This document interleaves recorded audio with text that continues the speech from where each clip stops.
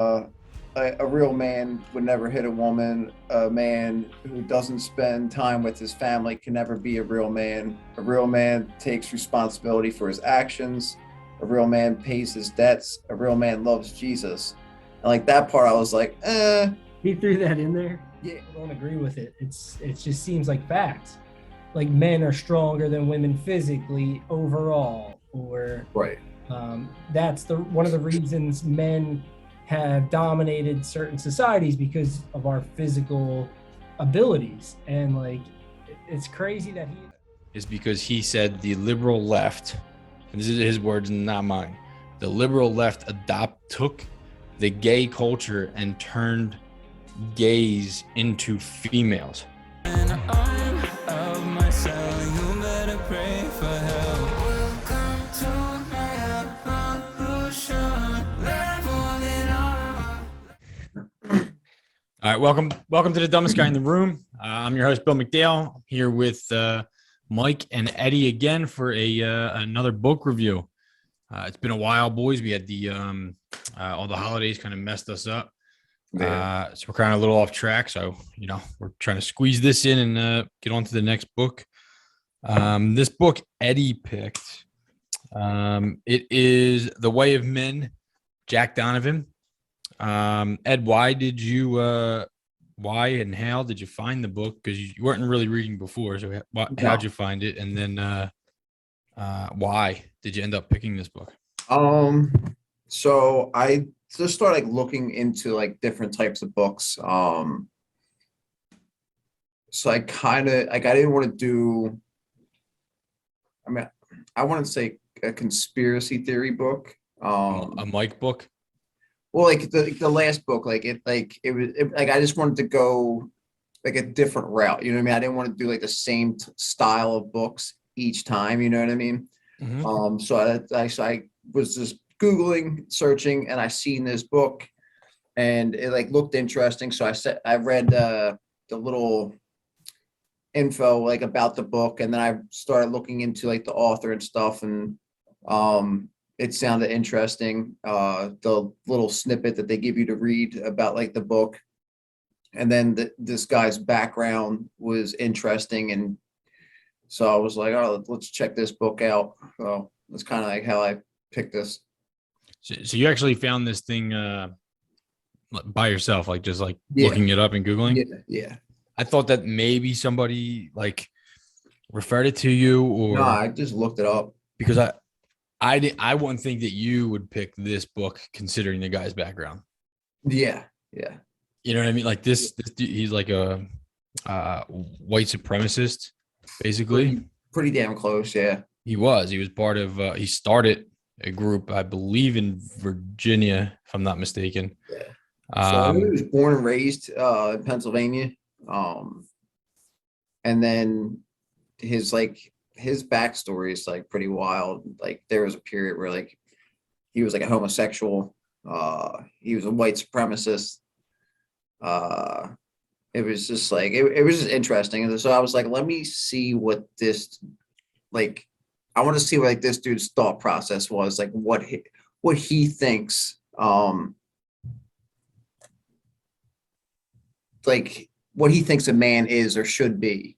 Yeah, no, I agree. I kind of once I started reading about Jack Donovan, I started to get a little inspired because the people that inspire me the most are people that were part of some ideology or some group, no matter what it is. It could be something very simple, or it doesn't really matter how big it is.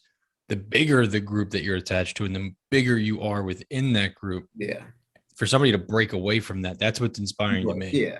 Because like his background is so different. So like I love talking to people from like completely different backgrounds, spiritually or growing up, like whatever it may be, just to see like their point of view and like their thought process on similar topics, and it might be completely different ideas.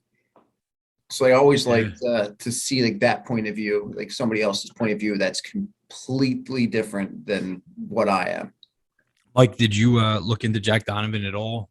Like, so who he was, or I did not. I didn't know that much about him. I just picked up the book and read it from the perspective of like this guy seemed to have some military background, and I just read it like I didn't know anything about him. So it's very interesting. I'll have to look deeper into who he is, and Uh, explains a lot of his point of views for sure. Doesn't Yeah, it, dude? Because yeah, I had a mixture of both. So I did a little bit of research first, read the book, and I was like, dude, this dude is like he he's very he's very adamant about the points that he makes. yeah, He He almost, makes he almost seems angry.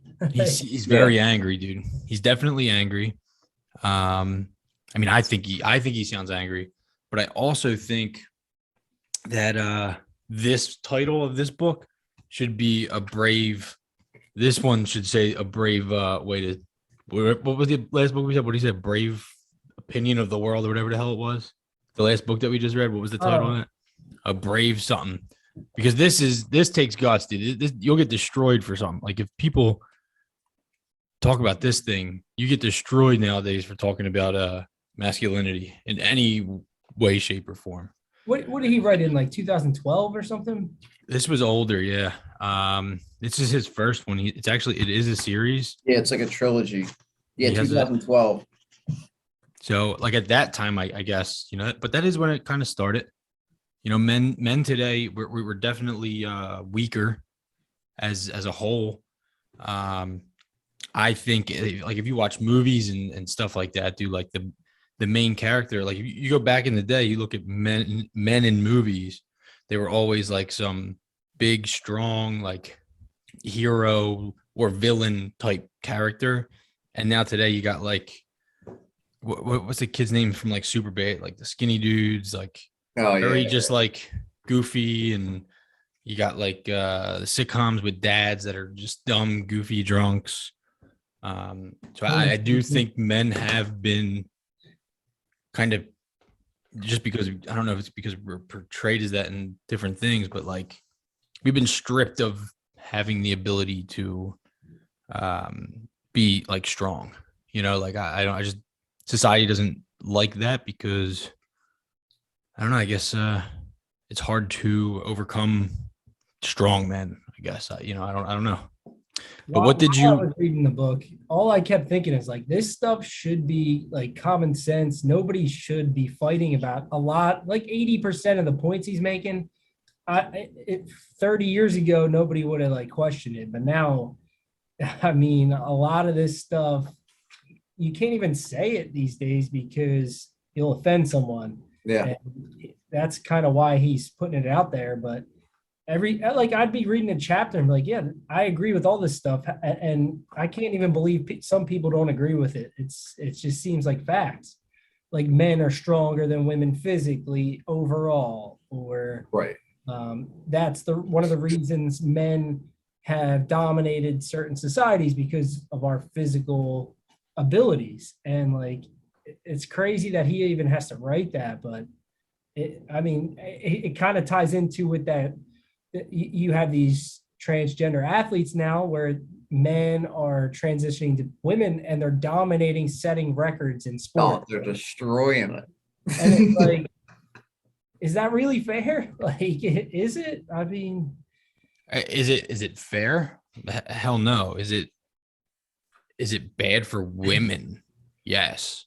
yeah, Like I don't know how women, like where's the feminists at? Like if that was me, like that, it would make me like quit. the one chick is a swimmer. Right. Like Or if you I can. love swimming and like that was like my passion, and then all of a sudden this person comes and just starts winning constantly, and not just like breaking records, crushing records. Like it like kills my motivation to like want to do it. Like I don't want to do it for sport anymore. Like I'll go still swim for fun, but like competitively, like I don't like why would I want to do that? Like it's not fair to the other women who have trained their entire lives for this, and then this person just comes over and just starts like blowing everybody out of the water. Yeah. Eddie's digging. Eddie, I think Bill's digging in his notes here. Ah, dude, I got a bunch My of notes. favorite part. Love my notes, dude. This time I wrote them down though, so like I wasn't. I either wrote them down or wrote down like something in the page number so I can find it easily. I learned from the last book that I need to do that, or otherwise I'm gonna be flipping through pages in silence forever. So in this book, man, he starts out talking about what the difference is between men and women, right? So he points out that he points out that we're bigger, stronger, like you just said, Mike, and that winning gives men a dopamine high and provides more testosterone in us, and that the fact that we are taking winning away from men, like taking away things for us to win and doing, the trophies for everybody and things like that, that men are searching for the dopamine or testosterone in unhealthy ways, because winning is a goal of progression, right? So like in order to win, you have to continue to progress to something. Like you have to keep getting better at it. So you technically have to keep losing before you win. But when there's no chance of winning because everybody gets a trophy, like what's the point? Yeah. Right.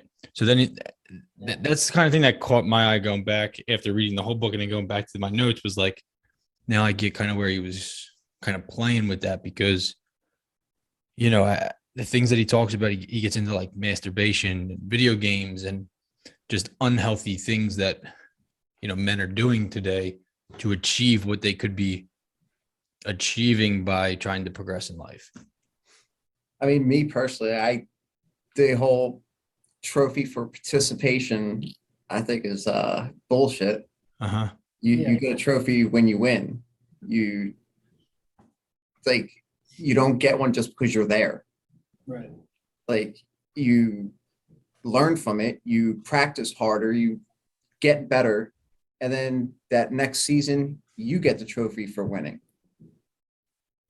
Like you don't just get a trophy just because you're on the field. Why do you think we do that as a society? Like why do you think that we do that? So like I think the people feel like it's to help build up the kids' confidence, but like it's also a learning tool. Like everyone needs to learn to fail. Everyone needs to learn to take a loss and take it on a chin, and you grow from it. You learn from it. Definitely. If you're just constantly succeeding and nothing but success, you're not learning. You learn from failure. Like for me personally, I just don't agree with it. I think it's actually, if anything, hurting the children, because later on in life, that's not reality. You're living in a fantasy world. Yeah, when something tough comes along in the future, they're going to quit because they don't know how to cope with losing. I mean, if you and like 4 other people that are equal are competing for a job, and not everybody's going to get the job just because they were there. Right. One person that worked a little harder, studied a little harder, whatever, is going to get that job. Only in a capitalist country, though. What does that kind of remind you of, that everybody gets the same thing no matter what you do? Oh, like communism? Yep. I'm just saying, dude. When you start training a brain at a young Right. age, dude, it's a lot easier to convince them that this is the right way to go. Well, guess what? My kid will never get a trophy for participation, because I will take it and it'll go in the trash. Yeah. I mean, I 100% agree. You didn't earn this trophy. You're not getting it. Like, Yep. it's That's what okay. happened. You didn't win that game. Like when I know like certain ages, they don't even take score, but like, guess who's going to be taking score? This guy right here. I'll let you know if you lost. And he's holding up a sign with the score on it. You didn't win. Like, You got a whiteboard. Like it's just like I For don't three- know, because I for played 3-year-olds. sports my entire life, like, and like the competitiveness of myself, but like, yeah, like I've been on both ends of the spectrum. I've gone undefeated for an entire season. and I've also almost lost every single game in an entire season. So like I've been on both ends, like, but you like I said, you learn from those losses, you learn from those mistakes. I think it's even more than just learning from that stuff, man. I think it's more that we should be like teaching or like trying to instill that, like, that's what you should embrace. Like you shouldn't be embracing the process. Yeah. You should be wanting to run Like- the race. You shouldn't be looking at the finish line as like the only, this is it. I just want that Yeah. finish line. It's like, no, what you need to focus on is the race, because the rest of it, you'll never get there if you don't race. Yeah. We all want the finish line, but nobody wants the race. Yeah. Right. So, but you'll never, I don't know. What did you take away from this book, Mike? I'm really curious to get your opinion, because Well, like I said, I agreed with most of it. He seemed pretty angry, and some things it seemed like he was throwing in there just to piss off feminists. It's like, I don't know. It just he seemed was like definitely triggering people. yeah, he was trying to trigger people. But like I agreed with most of it. I mean, I think there's a divine feminine and a divine masculine, where some image in everybody's head is masculine, and conversely divine feminine, where it's okay to have a little bit of both, but like everybody knows what is masculine, and it feels like they're trying to change that and trying to morph the two together a little bit. And I think he's a little pissed about it, and he's bringing out what should be defining men, and what should be holding men accountable to, and that we should be proud of these things. And just because there's women out there or not, there's people out there that have problems with certain definitions of what he was saying, we should be proud of what it is to be a man. You know what I mean? That's what I got out of it. And it's okay to be masculine. Like, I think it's more than okay. I think it's necessary. you hear these terms like toxic masculinity. It's like, what the hell? Like, Yeah. What is that though? Like nobody, that's the one thing I kind of liked about the book, is that like a lot of times as a society, dude, like a lot of times we don't define the words we're using. So when you're having a conversation, if me and you were having a debate about something, and something as simple as masculinity, if we never define that word that we're discussing, yeah, we may never agree, because we don't realize that we are actually trying to argue something that we're not even trying to argue the same goal. Like we're talking about something completely different, because we don't really understand the word, or we have two different definitions of the word. For example, I think it would be impossible for somebody to write the book on like non-binary and stuff like that. I think it would be impossible. Like I don't think people would have the ability to define that where the whole community would agree upon it. And that's why they don't define it.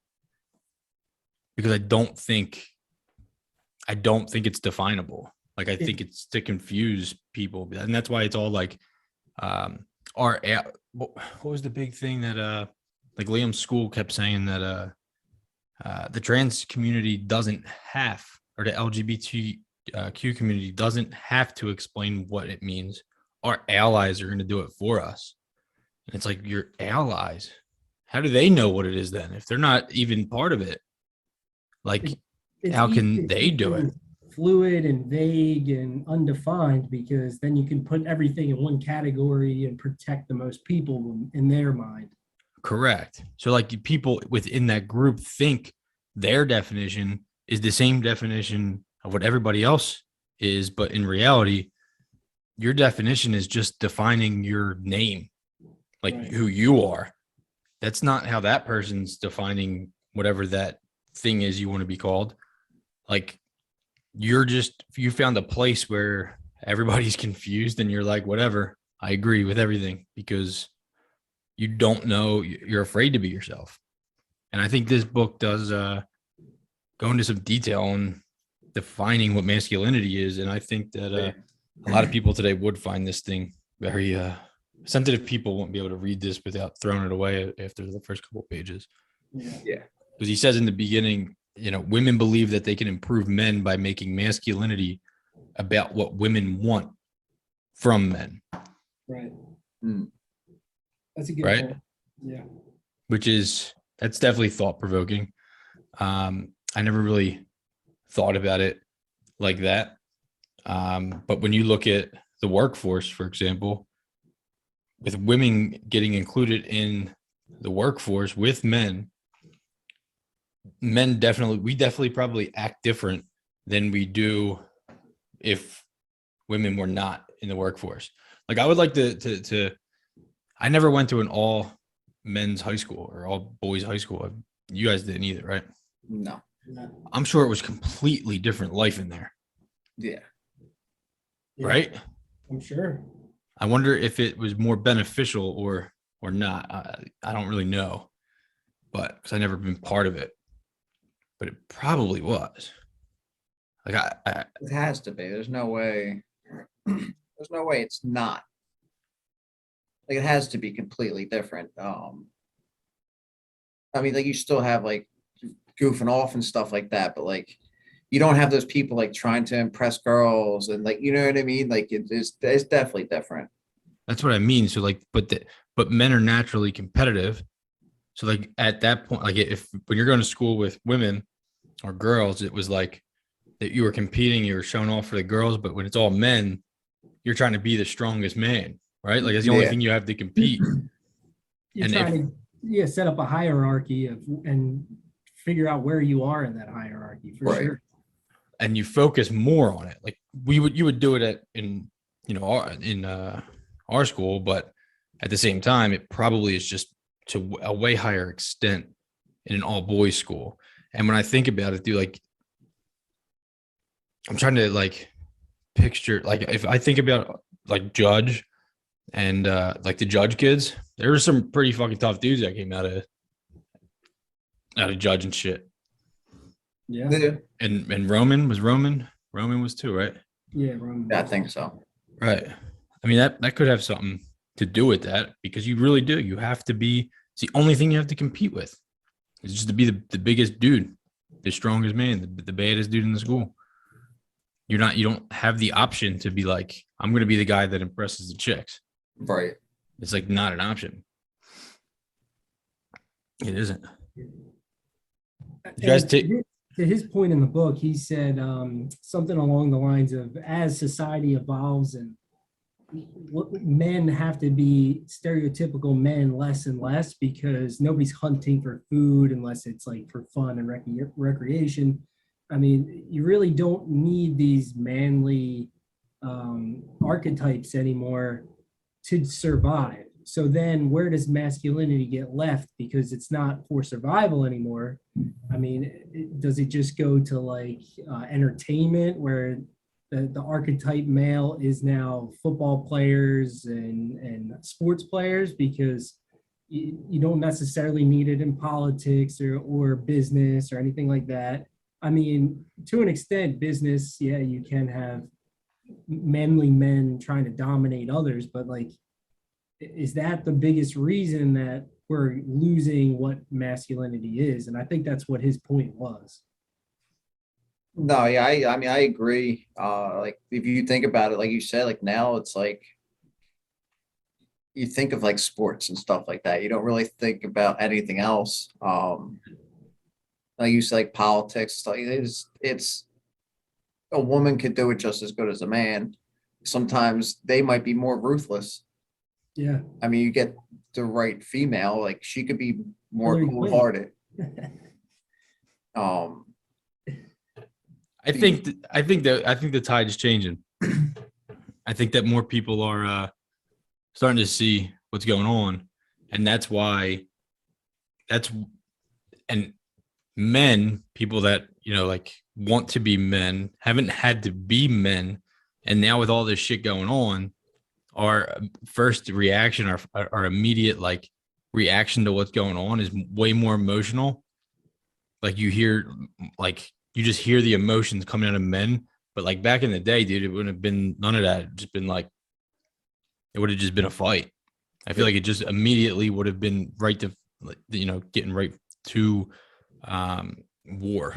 There wouldn't have been none of this yelling at you and yelling at me. It's like not. It would have been handled with some physical violence. Yeah. Which could be good or bad. I don't know, but I know what's going on needs to be stood up for, because a lot of people are being forced to live a life that they don't want to live. That's for sure. I mean, that's what it comes down to. You're forcing people to live a life that they don't want to live. And it doesn't matter what group you're trying to force, dude. If you are for other people having to abide by the way you want them to live, you're a selfish human being. That's selfishness. Selfishness isn't a selfish man is somebody that is forcing other men to live the way they want them to live. It's not a man living out the way he wants to live. That's how I see it. Right? Like it's not selfish of me to live out my life. It'd be selfish of me to make you live the way I want you to live.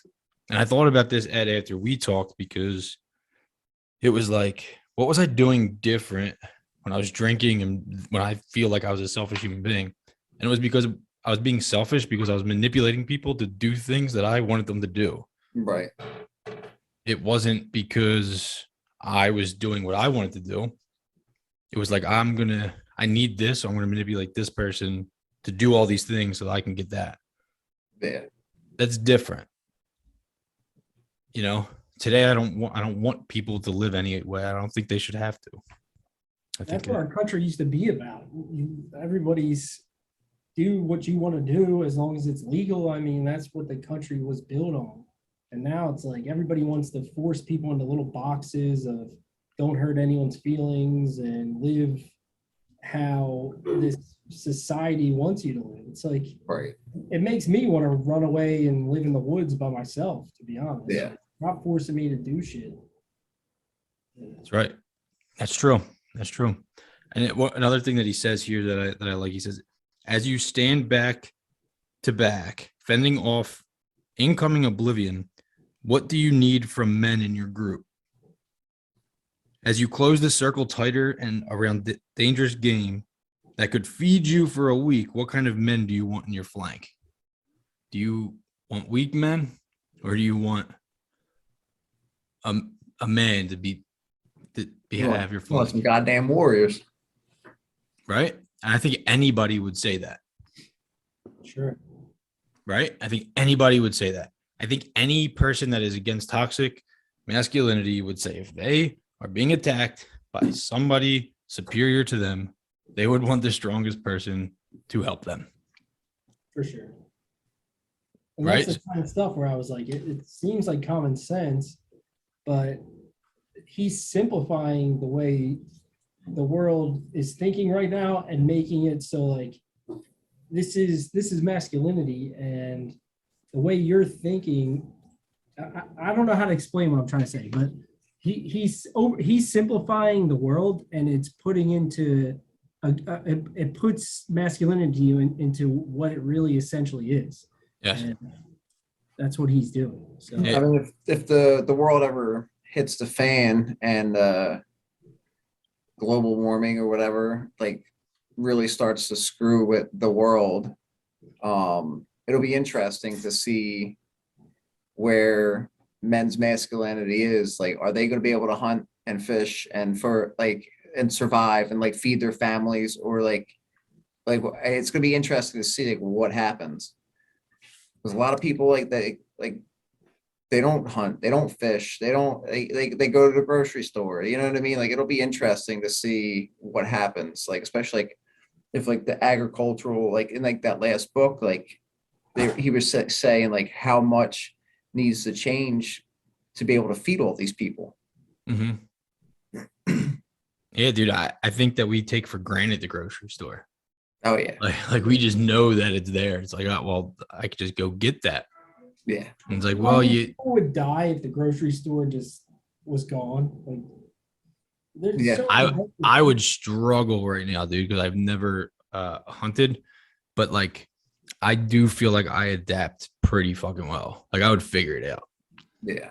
I feel like I'd figure it out. But that's the other thing, dude. I've noticed this shit happening, and I'm like, I hope it never happens. But if it does, I don't want to have to learn how to shoot a bow when it's already happened. I don't want to have to learn how to grow crops after it's already happened. I want to know, I want to be prepared for something that never happens. Yeah. Right. Like, and I think all of those things are learning all of those things, even if it didn't happen, have value to anybody's life, no matter what. Sure. Right. Because it gives you meaning. You're doing something meaningful when you're doing those things. You're more connected to your food. I feel like I've never eaten anything I've killed. So I feel like that has disconnected us from the world, because none of the food we eat, Oh, for sure. we killed. A lot of the food that we eat is tortured meat. Yeah. You know, and it's just DNA that's being replicated with after being tortured and slaughtered and then shipped off and frozen, and then we eat it.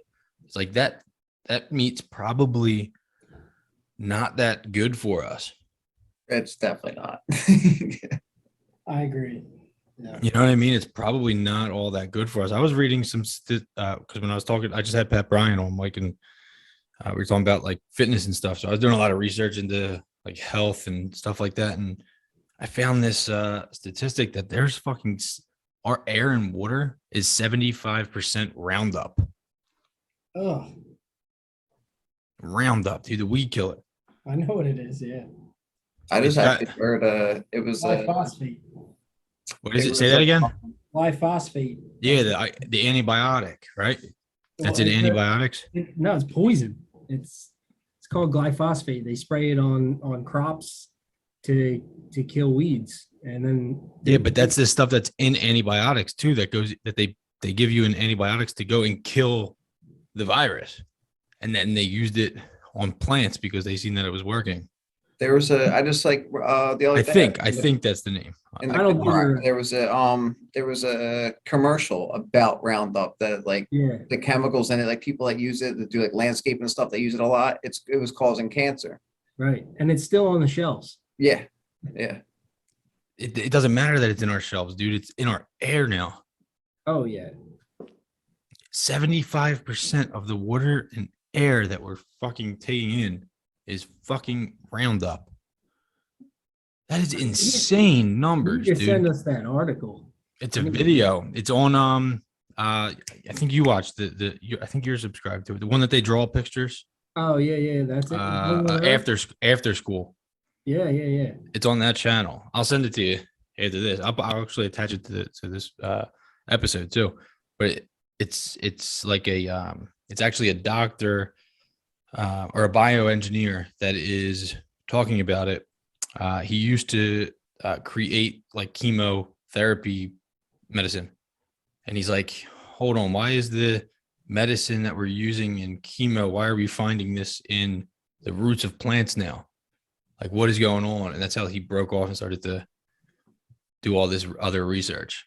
I was like, holy shit.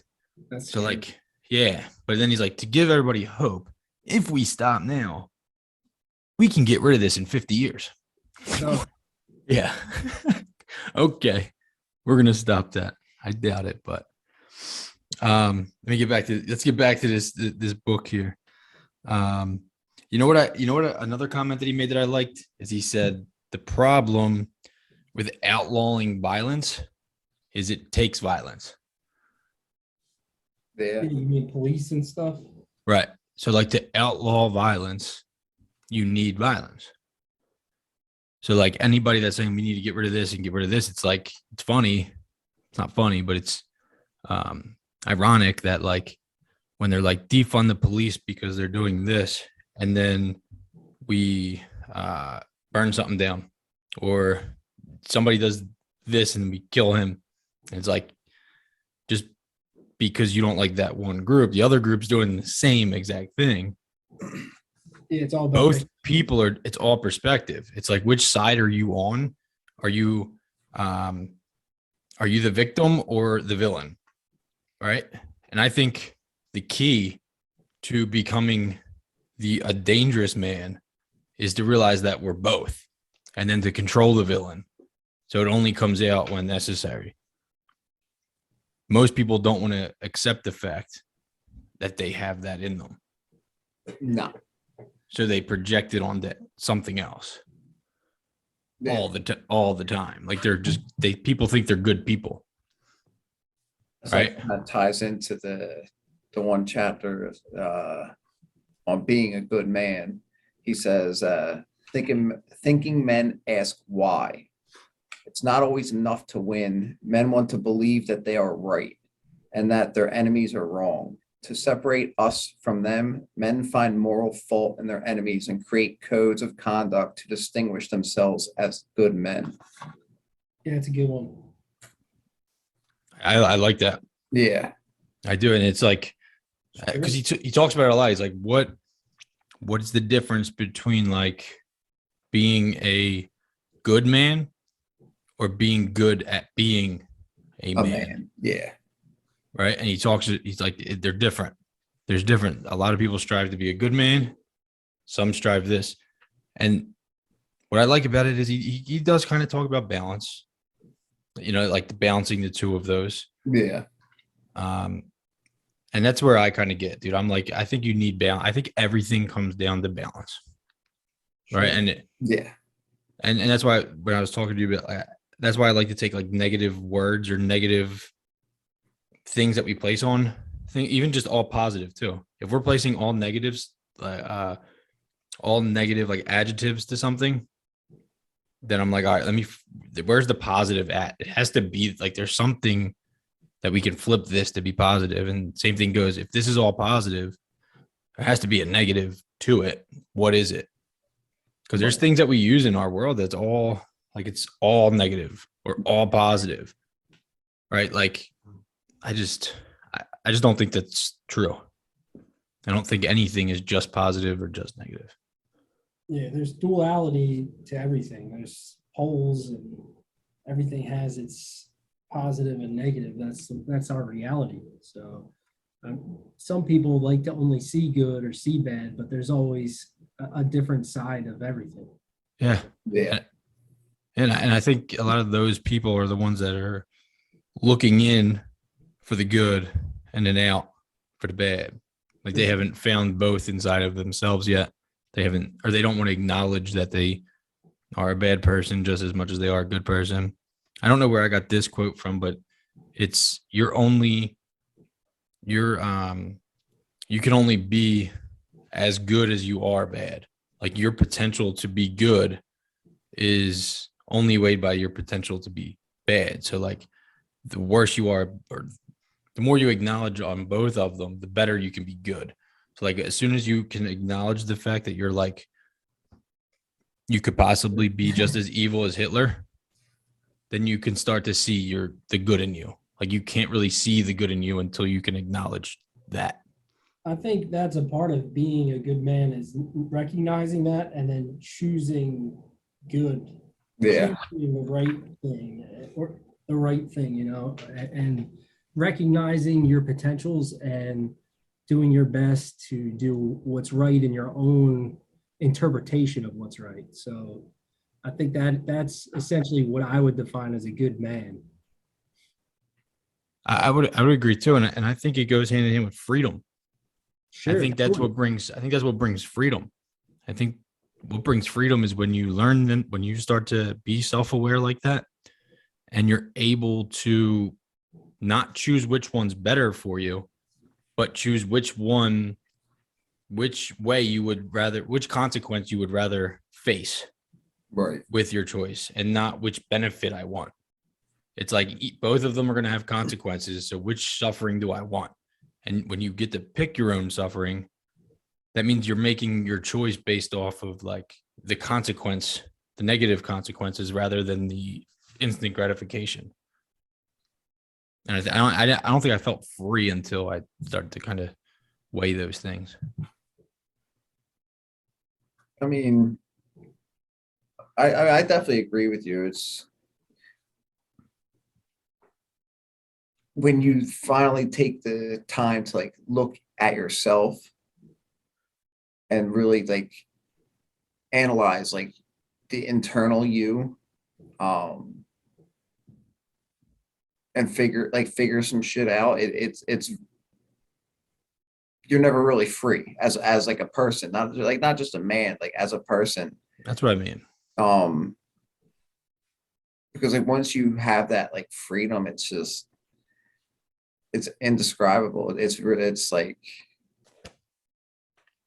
shit that used to bother you before, you're just like, ah, whatever, because you know it's like you don't let it affect your daily life.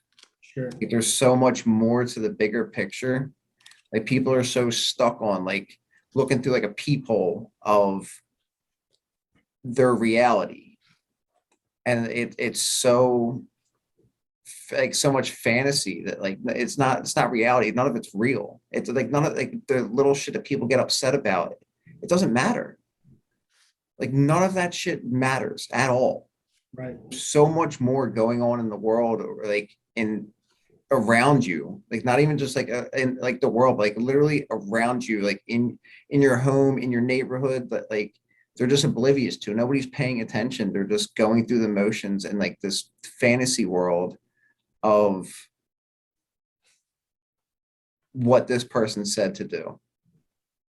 A lot of people don't make their own judgments or their own assumptions or thoughts. It's all based off of what someone else said or what someone else told them. Or Mhm. what someone else will think when they hear what you did or stuff. But then they don't do any research. Just like, oh, okay. All right. Correct. Dude, if you watch They don't look into nothing. They're just, oh, okay, all right, yeah, that makes sense. I'm gonna tell everybody I see that same thing now. me and Pat kind of touched on that yesterday because you know I asked him about like his obstacles. I said, you know, where you're at now and everything that is positive in your life, people can see that right now. Mm. But like there's obstacles that it took for you to get there that people didn't see. Yeah. And in my opinion, like my biggest hurdle was just doing this podcast. Like people definitely make fun of me outside of here for doing this, right? Yeah. And before that would bother the shit out of me to the point I wouldn't have done it. Right. Now, Yeah. it's like if that's not happening in my like, if I don't think that that's happening, I'm probably not putting myself out there enough. Right. But like, you know, anything that people are doing to be positive in their life is always looked at as you're changing, you're different, you're this, you're that. And it's looked down upon. Like people don't want to see people escape because they can't escape. Like True. for me, like those type of people, like if I was that kind of person. like if you're like saying that like to me or whatever about me, and like you're not bringing anything to my table, you're not helping me succeed or better my life or better myself, you're irrelevant. Like your opinion doesn't matter at all. You Right. can say whatever you want. I mean, I care less. Just your opinion does not matter whatsoever to anybody. You're Yes. irrelevant. You could disappear and it doesn't matter. Like nothing is going to change in my life. Right. But I think that comes down to this book with being a man. It's like being a man involves risk. Yeah. You have to take risk, right? And Yeah. when you take risk, we're rewarded at the end of it, Oh, right? Like, so the more risk a man is willing to take, the better man he's going to be. The more risks, on a standpoint of quantity, the more he's going to realize that we're capable of anything, which means he's going to make more mistakes, which means he's going to be more in touch with what's right and wrong. But when you're never taking risks and you're constantly stuck and stagnant, you'll never really know what's right and wrong because you haven't faced it yet. like that statement just made me think of like the rewards of like the rewards of risk, and like that always going to be rewarded whether it's good or bad. Because if I'm rewarded financially or whatever, awesome. But if I'm rewarded in failure, I take it as like a learning experience. I'm going to learn from this now. So now was rewarded knowledge. I might have lost financially, but now I'm rewarded in knowledge and to learn from those mistakes to hopefully not repeat it. That's a cool perspective. That's a really good perspective, brother. Very good perspective, because Mike, what do you like when you look at your life? What was something that like held you back at some point, and how like Without a doubt, I got caught up in thinking in like what others would think of me. Without a doubt, I struggle with that. Worrying about what someone's thinking, if someone's judging me, if they're gonna think I'm a nerd, or like, especially growing up in a different religion, you worry about people like not wanting to hang out with you or making fun of you and I stuff. still think that's weird.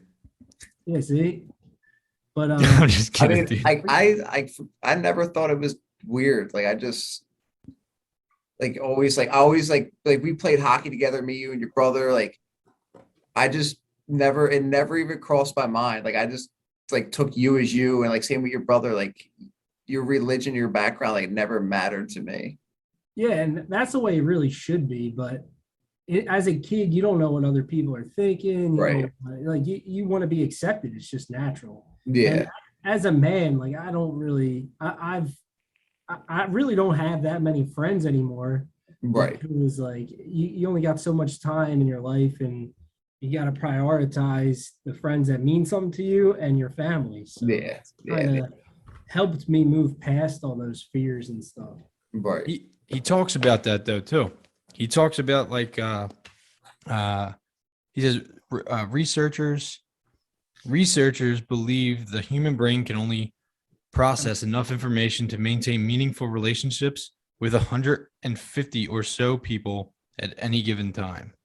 And it goes down from there. Like the 150 is like the capacity of, and that's when he breaks down why military units are the way they are. And then he gets involved in like how close and how like the lower you get down to like a squad, like those people are like willing to take a bullet right, for each other, where Yeah. like platoon, the group, or whatever where they're like 3,000 you know, or whatever. It was like maybe I'll take a bullet, exactly. maybe I'll do it.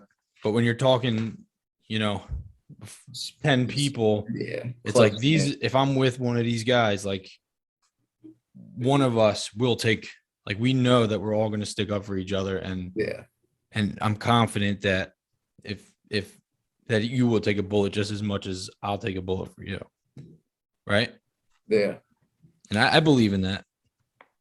I Yeah, believe in that, and I do. I believe that in the with all my heart, because I feel like that was part of me with Parkwood. Right. I don't think I was ever in a fight that was like my fault ever. Yeah, Not many. probably not. Yeah. I don't think so. Not many people really actually wanted to fight. It's actually funny that I actually say that, because when I fought, thank God I fought George, by the way, because that dude probably saved me from like having to fight other people, because people thought I was tough, because they thought it was like my first fight. So I blacked out. So I don't even really know what happened. But the fact that like a rumor went around that I beat up George and he had all these black eyes, but in reality, Tony Summers and shit jumped him after we fought. So that's why his face was all fucked up. But word went around, dude. And then in high school, I really never had to worry about it anymore, because people thought I was tough. It was just a perception of me being tough. I didn't actually have to show it, which is kind of crazy when you think about it. He talks about that too, the perception, and then someday someone's going to call you out on it. So Yeah. And that happened to me too before. That I remember the first time that happened to me was with Eddie, the Hood brothers. Do you know them? Yeah. Yeah. So I was like, me and Lucarini, I think, we were drinking at my cousin's, and we drove by. I didn't know them at the time. I just threw something out the window at them when we drove by. And then we happened to walk by them again later. And I was like all drunk at that point. And I was like, how'd that cup feel, dude? And then they beat the shit out of me. And I was humbled right there. I was like, oh, that just fucking happened. Holy shit. No one ever stood up against me. You know what I mean? Right. I just get drunk and people walk away. But to cap off on that, like throughout the rest of it though, I never really I don't know. I just feel like I just always would get myself involved in things for other people. Yeah. I really would. I don't know why, but I did. I guess to feel. Yeah, it's a part of that group. You want to be a part of the group. You want people to like you and think you're cool and whatever. And it's all psychology, man. I Definitely, did the same stuff. definitely. Who's more of a man now, you or your brother? I mean, that's where you get to what's the definition. I mean, What's it like being a twin growing up, though? I guess it's cool because you always got someone there that's like got your back. You're never like alone. Right. But I mean, you fall into these little, I guess, this is what defines this brother. This is what defines this brother. And Frank was always like the tough guy, and that's what that's what he wanted to portray himself. Where I really didn't care about that too much. I wanted more people to like me, to be honest. Right. So I think he did too, but he saw. I feel like what happens is we all want people to like us, but we all see like a different group of people that we want to like us. sure. Yeah. Right. So like we kind of mimic, like I want those people are the ones I want to like me. So I'm going to mimic them. And then you start to put on this persona of what those people are doing. And for me, alcoholics, drug addicts, dude, like we're really good at that shit. Yeah. Subconsciously, like we're really good at manipulating people. Like when I think about it, dude, like what I would do is really, I could like, especially with women, it's like I'd have conversations and I'd be very empathetic and everything, like to understand what they wanted.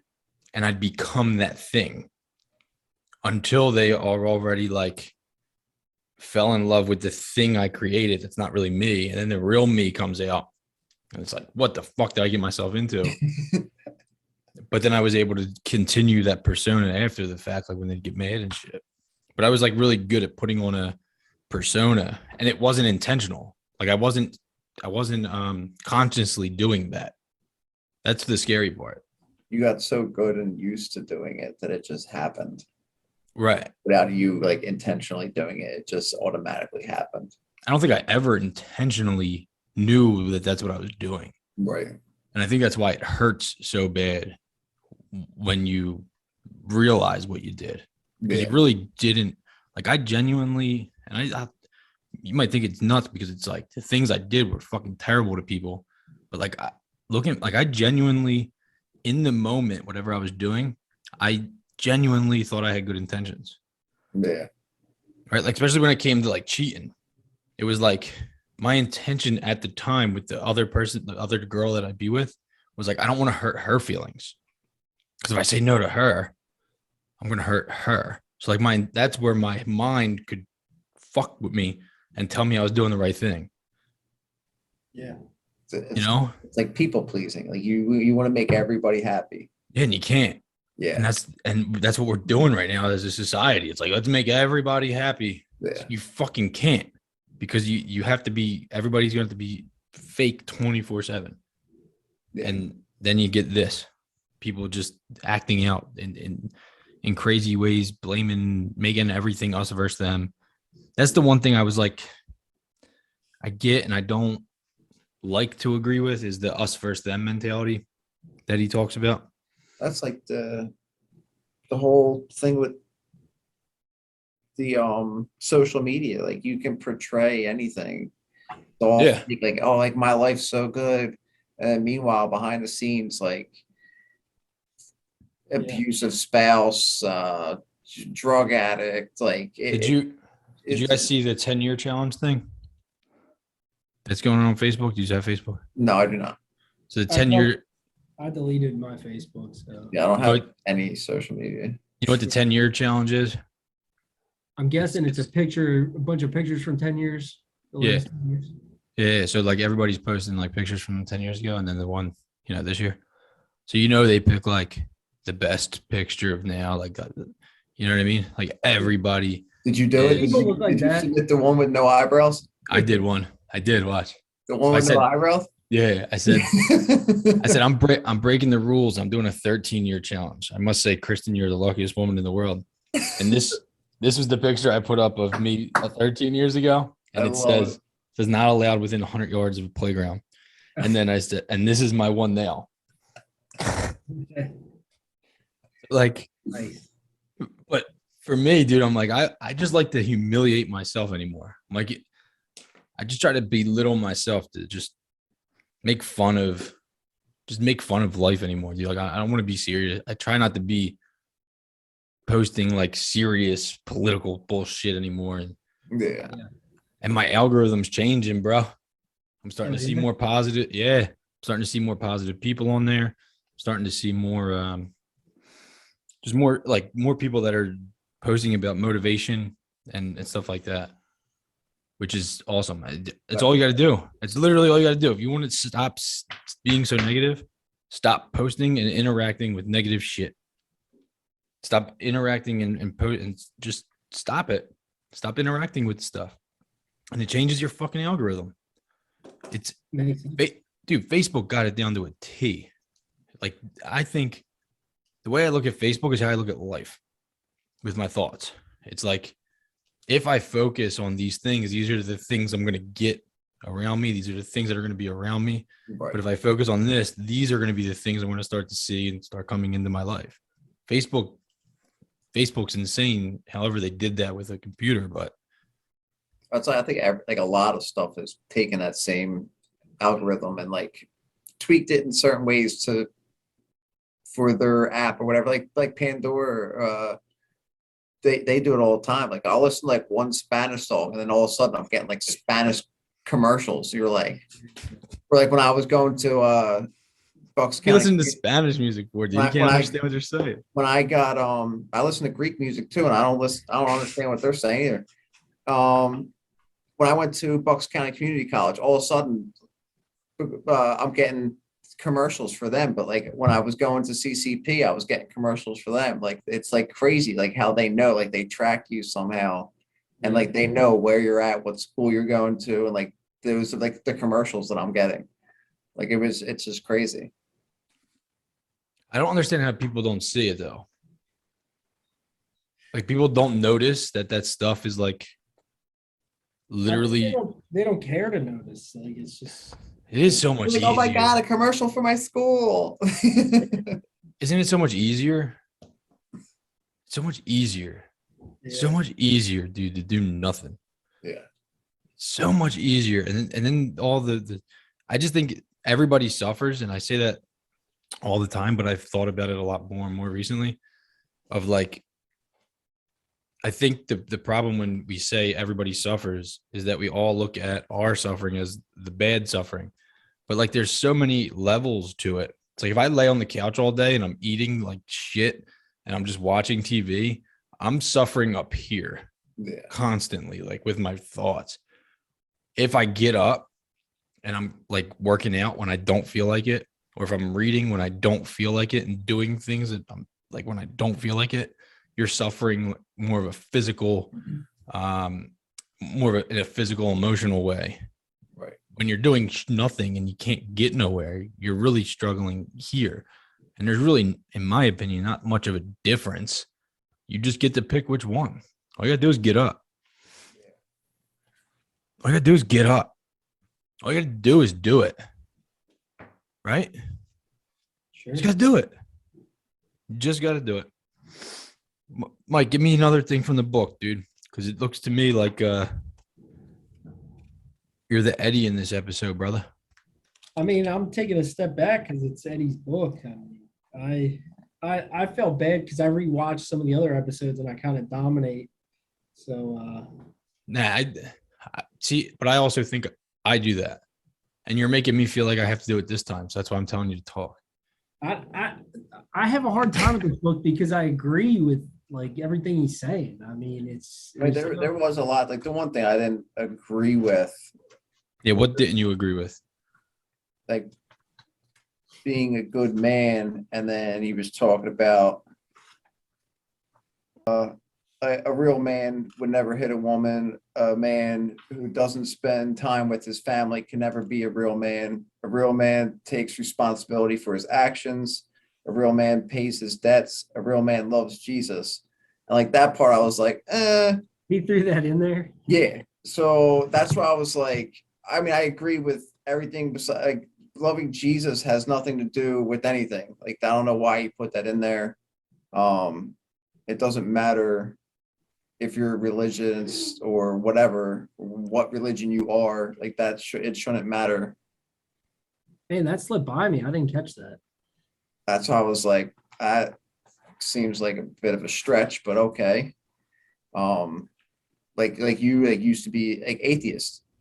That doesn't mean that you're anything less than a real man. You know what I mean? Like you do everything else on that list besides love Jesus. That shouldn't matter at all, whether you're Jewish or Hindu or Muslim. Like that part, I was like, that doesn't make any sense. But okay, like I'll Yeah, he literally excludes all different types of people everything from being a man.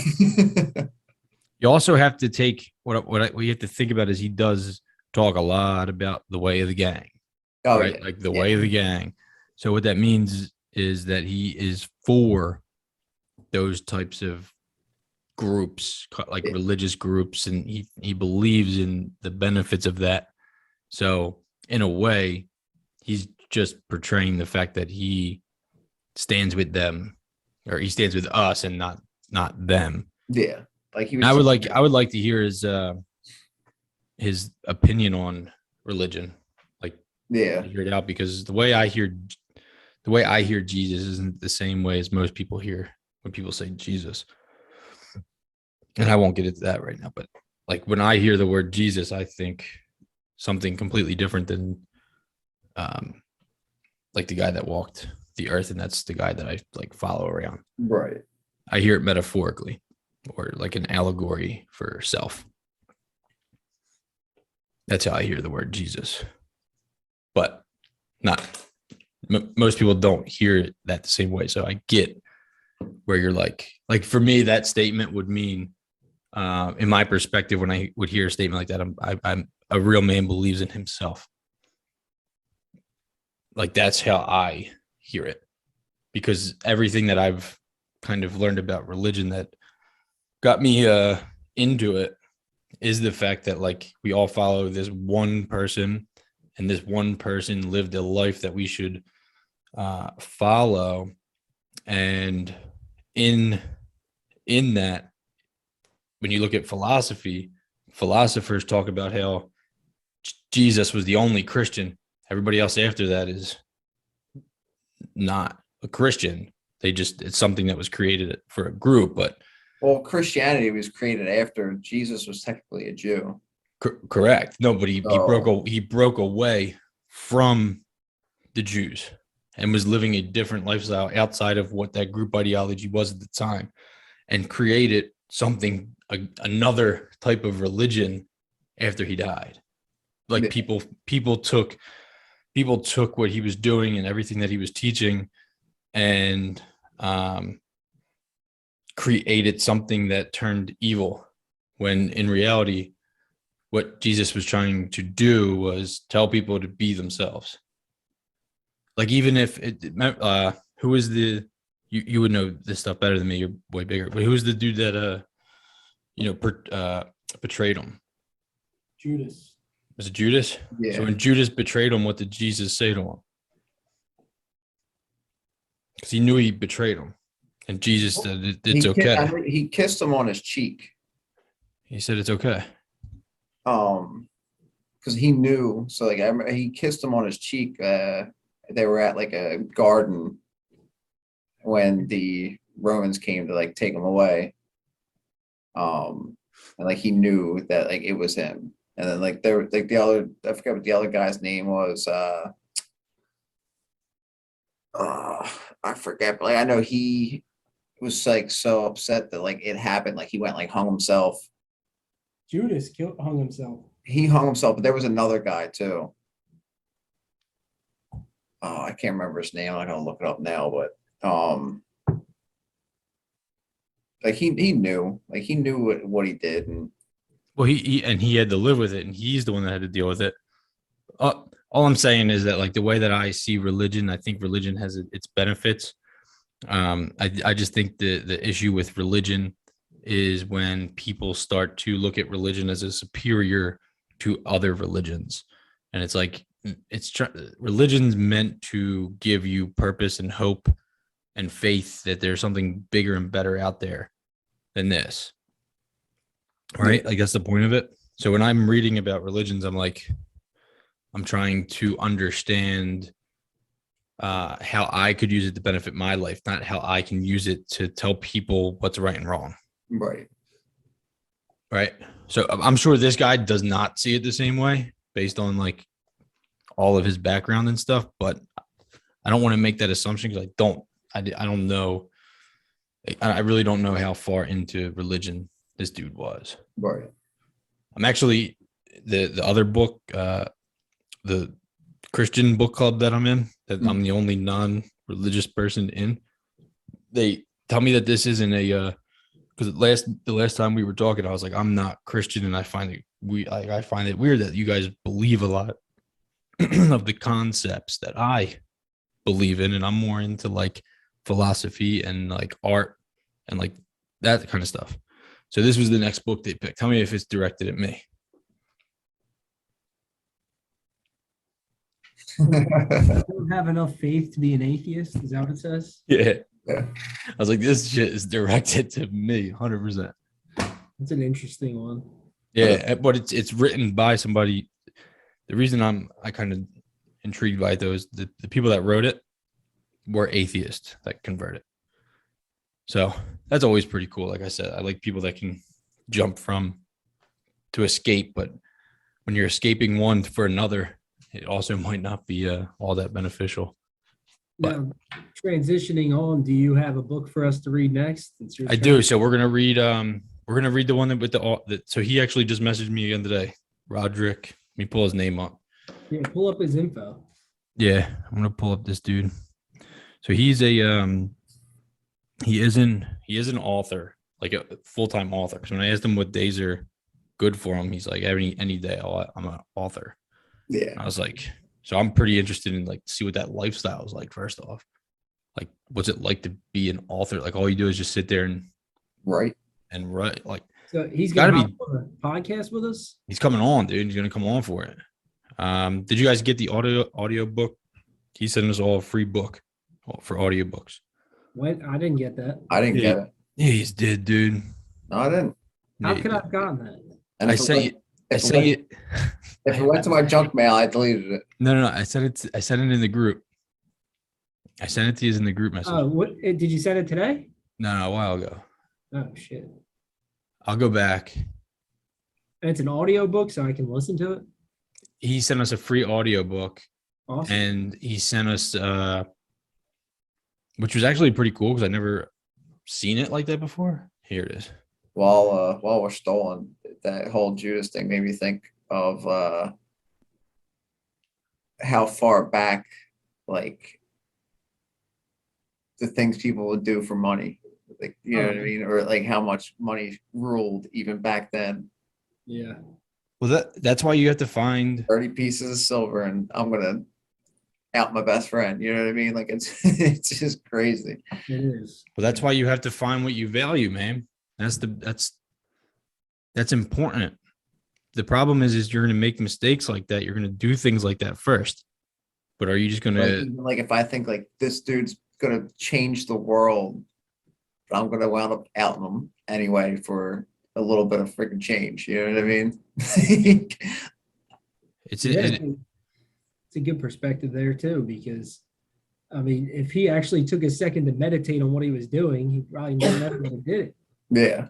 That's, But even after he did it, Jesus forgave him, and he knew he did it. And he actually said, "One of you are gonna Yeah. He told him. betray me. I know you are, and it's okay. Like I know you're gonna do it." And well, he did it. And then Jesus didn't stop being Jesus after he knew that stuff was going to happen. And, Judas should have forgiven himself, dude, and moved on, but he couldn't. But I just sent you the codes for the audiobooks that he's on. All right. So he messaged me and asked me, "Are you ready to read this book?" And I was like, "Mike's probably gonna like this book." So it's called "How to Overthrow a Government." Yeah, sounds good. Mike's like, calm down. Mike's so excited, dude. And an historical and hypothetical survey of revolution, civil war, and sedation, now available on Audible.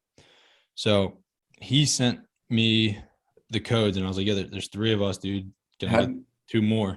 how do you use this code? Like, I don't know. I haven't even used mine yet. let me know. It's like, I don't even know where the hell to put it in at. You may have to like go on. I was thinking maybe I have to do a computer because I did try. Okay. Like, I think it needs to be on the website and not the app. Yeah, well, you figure it out and we'll download it. But And I'll let you know. But Yeah. I also sent you guys the he sent me the which was actually pretty cool. I've never seen a book like that. He sent us like the Word document Oh, really? that you would get published. Yeah. oh, really? Shit. That's you can- crazy. So you can like read it too. But he actually, it's weird because he messaged me my personal Facebook today. I was like, "Yeah, when can we do this podcast?" And I said, "Well, we're just a little behind right now because of the holidays and stuff." And he's like, "Oh, I'm like excited to come on." Nice. It's pretty That's cool. tough. He lives in Florida. So this dude messaged me because so what I did was I joined 2 Facebook groups for people that read books to Awesome. post these episodes on. Right. Right. And then he probably seen mine and was like, "This dude gets me. He gets me." Meanwhile, it's me that gets them. Yeah. We'll find out, dude.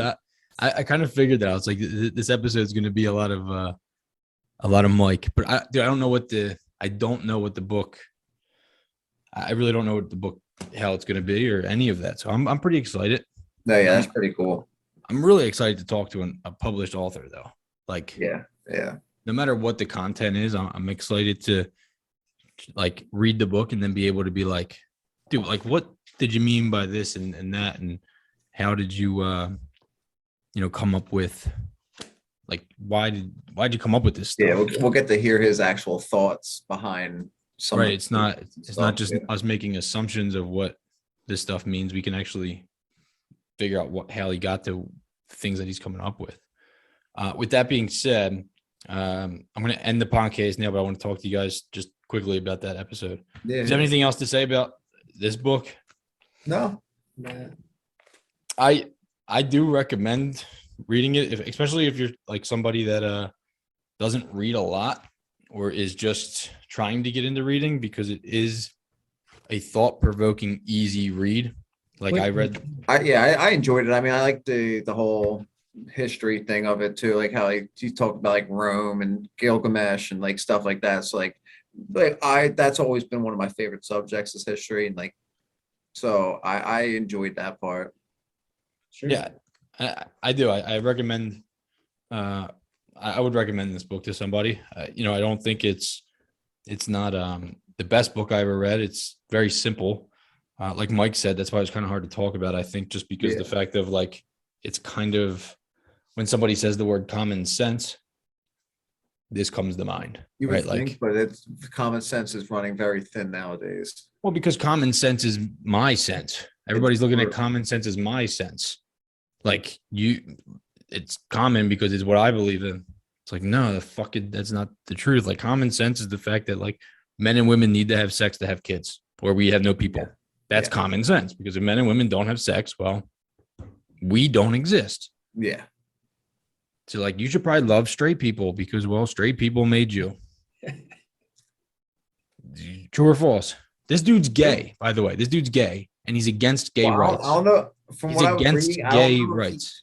if he's still gay though. Doesn't matter when he was gay, no matter what point he was gay, and he was against the word gay. He was against the government giving gay people special rights. He was against gay marriage when he was gay. And the reason for all of that is because he said the liberal left, and this is his words, not mine, the liberal left took the gay culture and turned gays into females. Yeah. And he's like, I'm a masculine. And if you look at this dude, and I'll put a picture of him. Yes, he's a big dude, bald He looks- head. He looks like a I'm fucking, looking at his picture up. Yeah, he's a big dude. he's Yeah. a big dude. Like, so he was like, gay men are masculine just as much as a straight man. Like, we don't have to be, it's just sexual preference. Right. And he's like, and we need straight people to get married because we need them to have kids. We need them to reproduce. Gays don't need to get married because there was no, he's like, there's nothing, like, I don't need to technically be married. Like, Right. I could be with a guy like that. We can't have kids. We can't do any of that. And it's not that I don't agree with that. I don't care who the hell gets married. I don't even care if I was actually technically married, just to throw that out there. It's like, Right. I don't know what that even means, to be honest, to be married. I think it's just a concept that we created for tax purposes for the rich. Goddamn government makes people put it in a book. It's like, what is it? What is it? 10 years? It's considered like a civil union, whether you're married or not. You're kind of considered married. I think I don't- 7. Is it Yeah, 7 years? I think so. Not in the Catholic Church. The Catholic Church never will acknowledge it if you never get married in the Catholic Church. Are we going there? No, well, me and Kristen were talking about the other day. I'm like, I regret getting Liam baptized at a Catholic church because, like, her sister wasn't allowed to stand on our altar because they weren't married in a fucking Catholic church. Come Did- over to the Greek Orthodox. My man got baptism, confirmation, Holy Communion, all in one shot. Oh, that's I'm easy. not even kidding. That's pretty easy. It was awesome. I'm just like, if that was today, I would have been like, just stand here. What's this dude gonna do? Throw us out of here? You know what I mean? But whatever. Yeah. So all right. So I'm gonna end this real quick. I recommend the book. I don't think it's the best book, but if you're just getting into reading, I would. It's worth a read. Worth a read, no matter what your beliefs are. So thanks for tuning in. I appreciate it. Appreciate everything. And we'll be back.